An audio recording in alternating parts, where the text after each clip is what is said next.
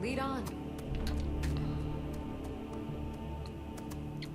Disenchant this steel armor of major illusion. And we can take a quick look at the enchantments that we've learned. So we've learned quite a few. Fortify illusion, fortify magicka, which is definitely one which I'm interested in for future use.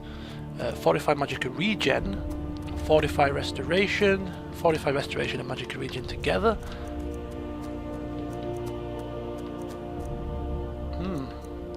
So we'll keep working. Right. Job done. Farengar? Come to Dragon's Reach to take a look. Take a look. Silver amethyst ring. Silver necklace. Two of them. Silver ring and silver sapphire necklace. Black robes, blue robes. Okay, good. Staff of Sparks. Probably need to sell that actually. I don't really use staffs. I have a spell of Sparks. Why would I need to use a Staff of Sparks? In case my magicka runs out?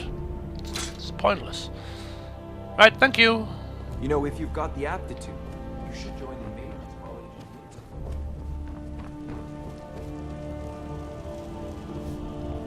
So, we have how many thousands do we have now? 3,496.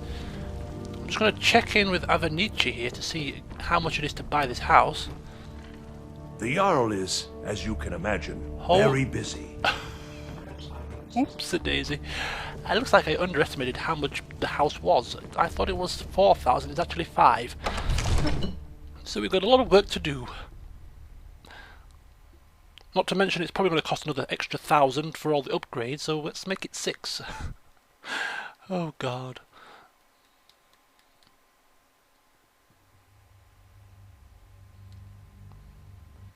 Sweet mother, send your child unto me, for the sins of the unworthy must be baptized!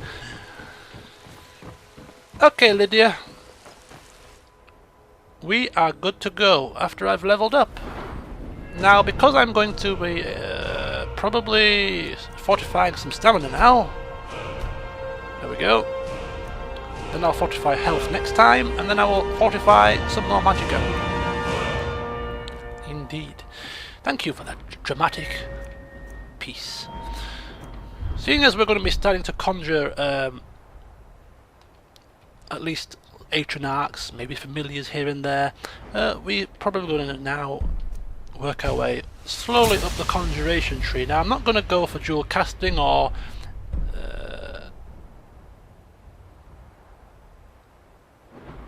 I'm just going to go up the line that cheapens the magicka cost rather than going for anything else at this moment in time. Because I'm not going to specialise in conjuration, so I'm not going to really go for any of the specialist perks like Mystic Binding, for instance. Summoning atronachs twice as far away and double duration for atronachs might be useful, seeing as I will be using atronachs. So going up the atronach line is also a possibility. But that is in future parts, of course. Okay, so bada bing, bada boom. Where are we going now? We have sold what we can sell for the time being. We have more gold coins to earn to be able to afford our house. So, next port of call should be killing the bandit leader located at the Halted Stream camp. Not too far away, so we get to loot the place and we get to cash in on a bounty at the same time. It's a win-win situation.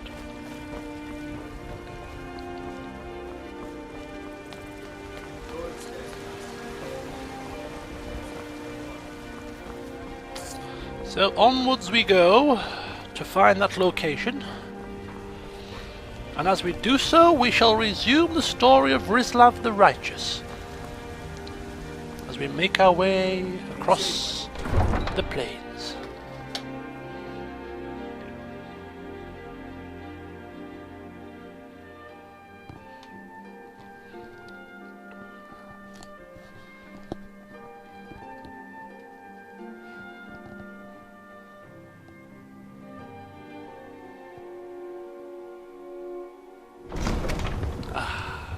time 11:20. Many hours left for us to meander forth. So where are we going? We're gonna go to the world map. We can see that the location that we need to find at this bandit camp, I think, is here. Halted Stream Camp. I don't know why it's not set on my local map. It seems that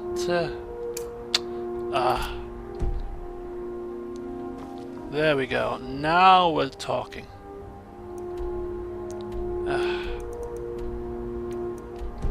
I've just figured out why they weren't showing up on my on my map, the map tag.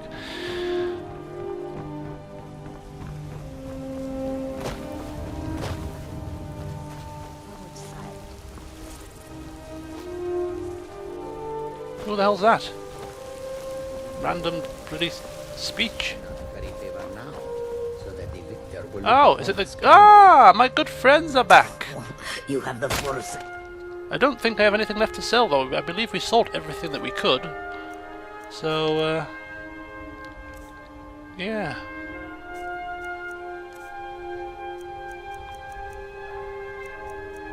Although we could maybe sell some of these potions. I'll sell those in the cauldron place, I think. But as you can see, 274, and I've got rid of everything that I can possibly get rid of, apart from books and potions. I mean, holy cow, this is just weighing me down like a lead weight.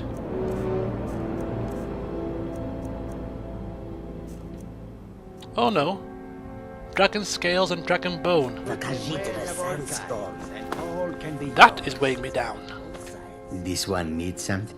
Take a look. Take a look. Nope, I don't want to look. You take a look at what I'm selling, brother. I'm selling some dragon bones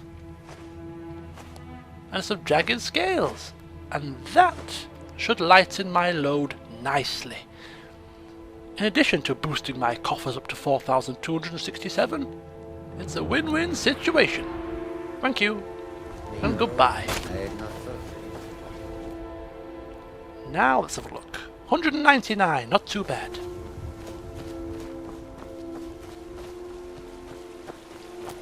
Oops. Okay, good. Right, you'll have to bear with me. I just need to pop downstairs for a second. Okay, hello there. Okay, I'm back and ready to go. Right, so as we head towards our new location, Lydia has caught us up, and we shall recall the rest of the story of Rislav the Righteous. So as we left off, Rislav had defeated his brother, Dorald, and became King of Skingrad. And upon doing so, he obviously, unlike his brother who had promised Skingrad to the Empire, Rislav was not going to do such a thing. And the Emperor Gorius, hearing about this, was naturally very unhappy. One minute Skingrad was about to be ceded into his empire, the next minute it was plucked away by Rislav. And as a result of that, he took his Alessian large army and marched it towards Rislav. Bit misty here. But we are supposed to be going up this sort of... It's probably there. But we have to meander around this water.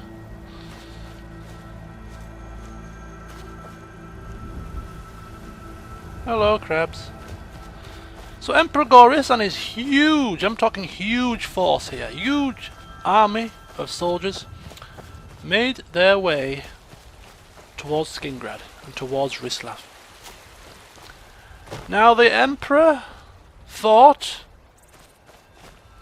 that Rislav and his troops will be... Well, Rislav wasn't a fighter by any stretch of the imagination.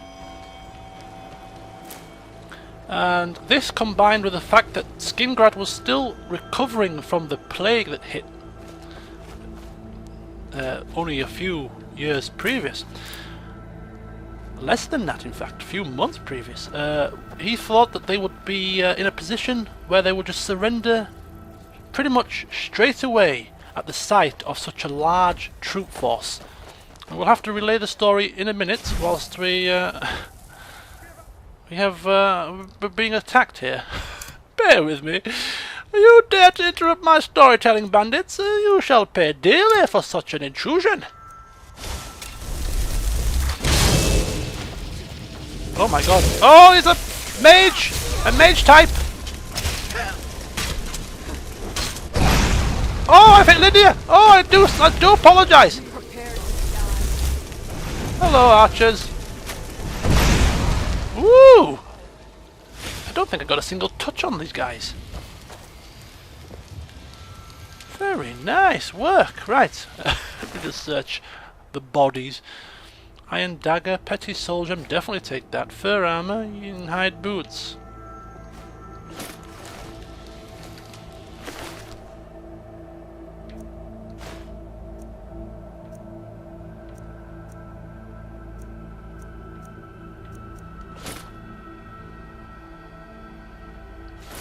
Take that for now.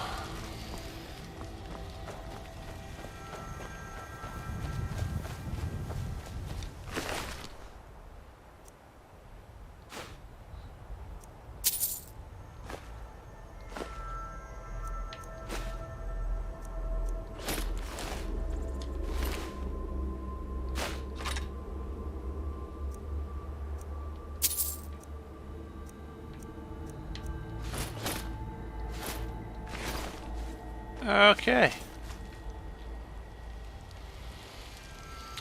So that put paid to their plans, did it not? Indeed it did. So yes, the army of the Emperor marched towards Rislav in Skingrad, expecting Rislav and his forces to surrender at the sight of this huge army making their way towards their location. But Rislav, being Rislav, no, he was not going to lay down and surrender for what he had just fought for against his very own brother, Mammoth Snout. So he prepared his force and drew up battle plans in preparation for the approaching army of the Emperor.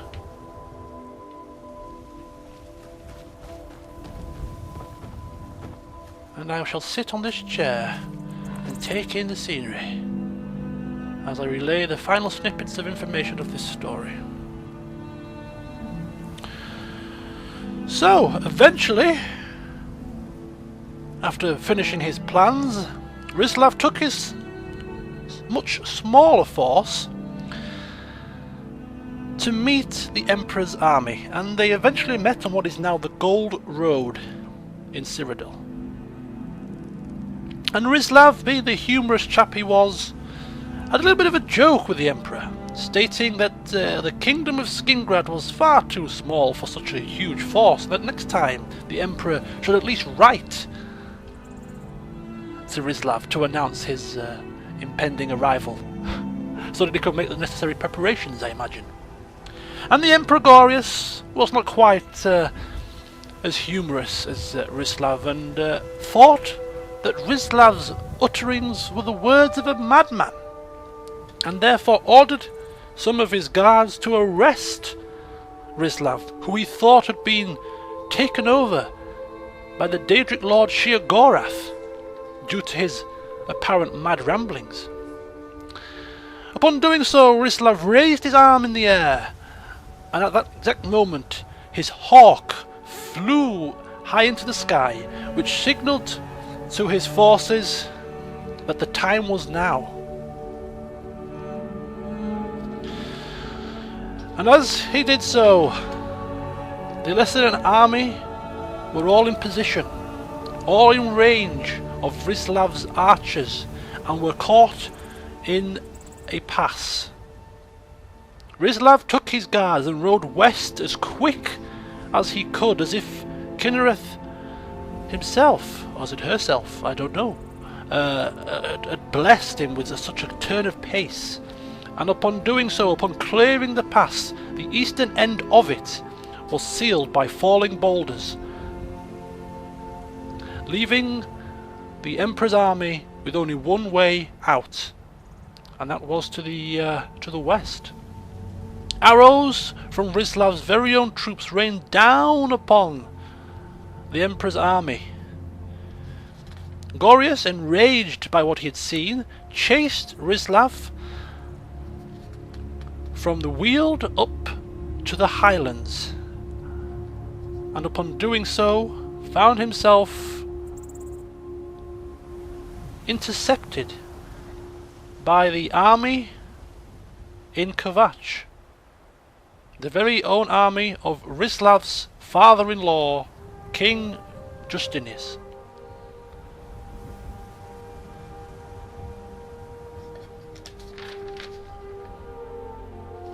So, yeah, the army had been extremely battered and bloody. They were extremely tired. Their morale was lost.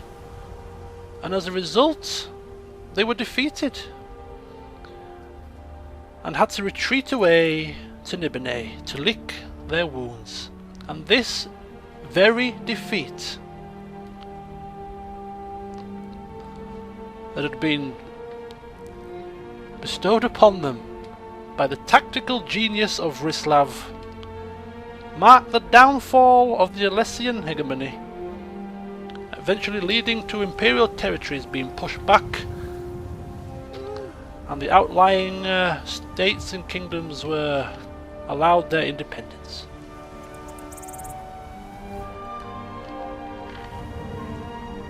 And that concludes the rather lengthy story of Rislav the Righteous that Elwynn had read up a couple of days ago now in High Hrothgar. Juniper berries, now this is new. I'll take some of those, thanks. I remember the mention of juniper berries as I was being carted off to my execution. Something about juniper berries and being put into mead. I've just spied a chest here.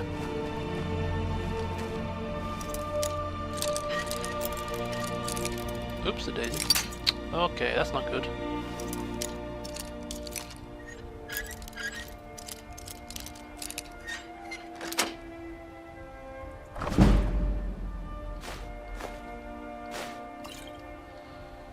Excellent.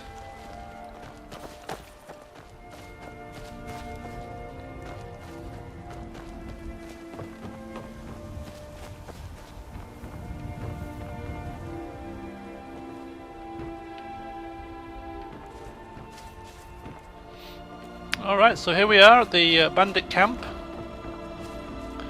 And once again we are asked to kill the leader for a bounty, which is going to be, I hope, not too much of a challenge, and I doubt it will be for Elwynn and Lydia. So to join them on their escapades as they delve into this new location, you're going to join me next time. So see you soon.